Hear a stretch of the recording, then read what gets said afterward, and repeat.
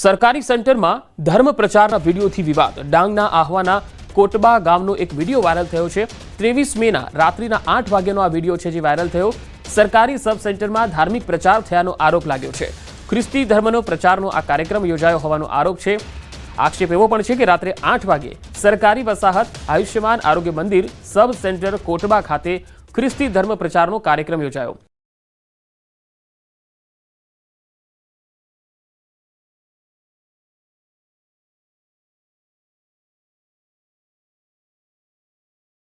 સરકારી સબ સેન્ટરના પરિસરમાં આવો કાર્યક્રમ ગોઠવાયો. વધુ માહિતી સાથે સંવાદદાતા કેતન પટેલ જોડાયા છે ડાંગથી. કેતન, આજે સરકારી પ્રિમાઇસીસમાં આ પ્રકારનો એક કાર્યક્રમ છે, આક્ષેપો થઈ રહ્યા છે, હકીકત શું છે?